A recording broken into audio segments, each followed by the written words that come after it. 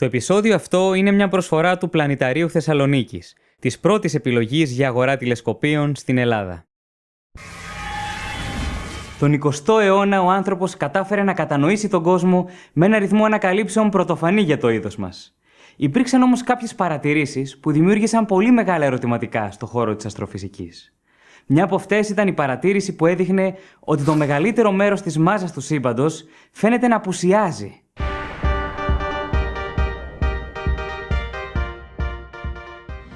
Τα άστρα και τα πλανητικά του συστήματα ανήκουν σε γιγάντιες δομές που ονομάζονται γαλαξίες. Ο δικός μας γαλαξίας περιέχει περίπου 200 δισεκατομμύρια άστρα που περιφέρονται γύρω από το γαλαξιακό κέντρο. Ο ήλιος μας είναι φυσικά ένα από αυτά τα άστρα και ολοκληρώνει μία περιφορά γύρω από το κέντρο του γαλαξία περίπου κάθε 250 εκατομμύρια έτη. Το κέντρο του γαλαξία μας φιλοξενεί μία γιγάντια μαύρη τρύπα με μάζα 4 εκατομμύρια φορές μεγαλύτερη από τη μάζα του ηλίου. Τι κρατάει όμως τα άστρα σε τροχιά γύρω από το γαλαξιακό κέντρο? Είναι η ίδια ακριβώς αιτία που κρατά και τους πλανήτες σε τροχιά γύρω από τον ήλιο. Η βαρύτητα. Εξάλλου το κέντρο μάζας ενός γαλαξία βρίσκεται στο κέντρο του και επομένως τα άστρα, η σκόνη και τα αέρια που τον απαρτίζουν γυρίζουν γύρω από αυτό. Αν πάμε σε μεγαλύτερη κλίμακα, θα δούμε ότι οι γαλαξίες οργανώνονται σε σμήνη γαλαξιών, δηλαδή ομάδες γαλαξιών με εκατοντάδες ή χιλιάδες γαλαξίες που είναι βαρυτικά συνδεδεμένοι μεταξύ τους. Ήδη μέχρι το 1932, οι Ολλανδοί αστρονόμοι Jacobus Kapteyn και Jan Oort είχαν χρησιμοποιήσει τη φράση «σκοτεινή ύλη» για να περιγράψουν αντικείμενα που πρέπει να υπάρχουν μες στο γαλαξία μας, αλλά δεν μπορούμε να τα δούμε. Το 1933, ο Ελβετός αστροφυσικός Fritz Zwicky έκανε λεπτομερείς παρατηρήσεις του γαλαξιακού μήνους της Κόμης, ενός μήνους γαλαξιών που περιέχει τουλάχιστον 1000 γαλαξίες. Παρατήρησε λοιπόν ότι οι σχετικές ταχύτητες των γαλαξιών απαιτούσαν την ύπαρξη κάποιας αόρατης μάζας.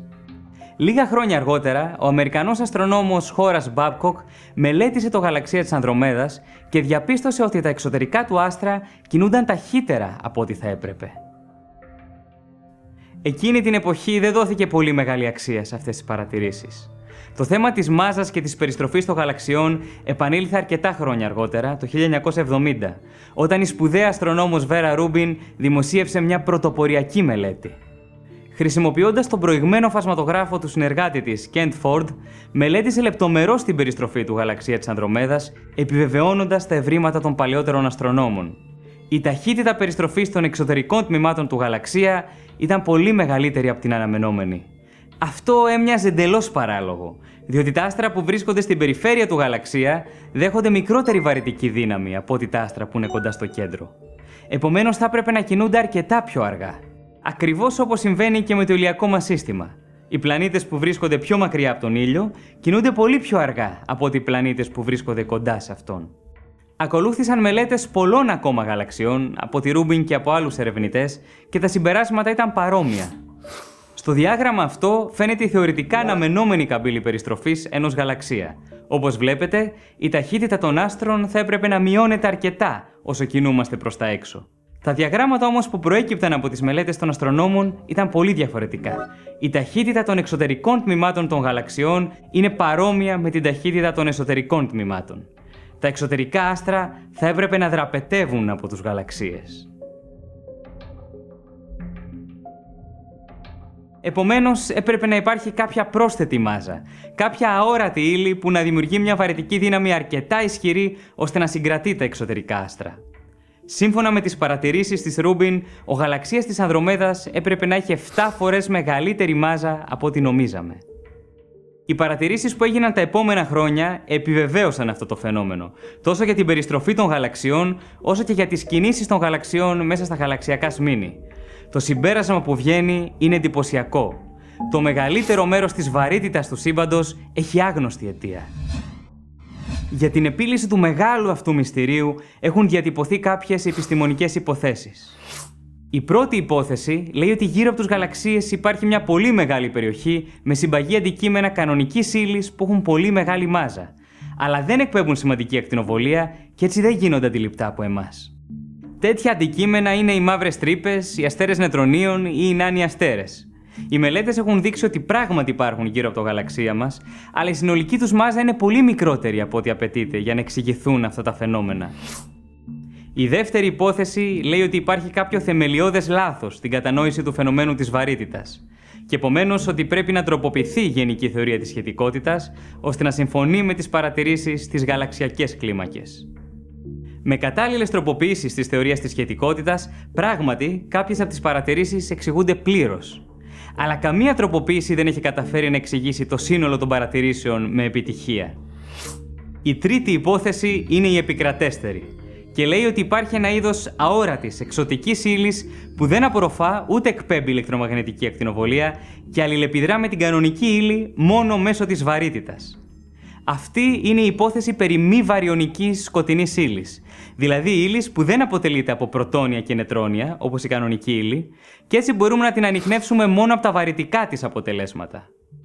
Σύμφωνα με τα μοντέλα που προκύπτουν από τις παρατηρήσεις, η σκοτεινή ύλη βρίσκεται παντού γύρω μας. Έχει μεγαλύτερη πυκνότητα στο εσωτερικό των γαλαξιών και εκτείνεται σε μεγάλες αποστάσεις γύρω από αυτούς, σχηματίζοντας μια άλο σκοτεινής ύλης.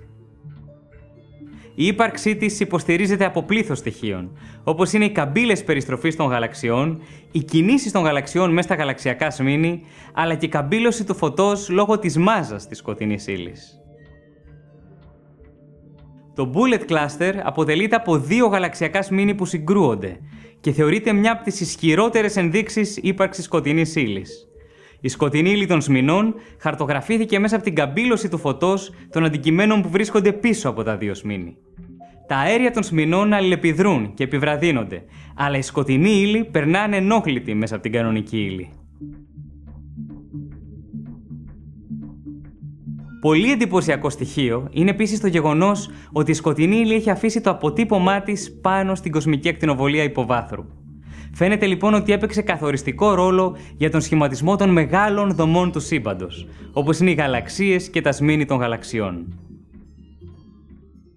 Σήμερα θεωρούμε ότι η σκοτεινή ύλη αποτελεί το 85% της συνολικής ύλης του σύμπαντος, ενώ η κανονική βαριονική ύλη, δηλαδή οι πλανήτες, τα άστρα, τα νεφελώματα, οι μαύρες τρύπες, οι γαλαξίες και οτιδήποτε άλλο μπορούμε να παρατηρήσουμε, είναι μόλις το 15% της ύλης. Παρ' όλα αυτά, η σκοτεινή ύλη δεν κυριαρχεί. Μια άλλη ποσότητα που ονομάζεται σκοτεινή ενέργεια φαίνεται ότι είναι ο πραγματικός κυρίαρχος της ύλης και της ενέργειας του σύμπαντος. Αλλά αυτό θα το δούμε σε άλλο επεισόδιο.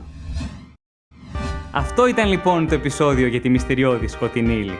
Εάν σας φάνηκε ενδιαφέρον, μπορείτε να κάνετε like και subscribe, αλλά και να επισκεφτείτε τη σελίδα astronio.gr. Ως συνήθως, εμείς θα τα ξαναπούμε στο επόμενο διαστημικό μας ταξίδι. Γεια χαρά!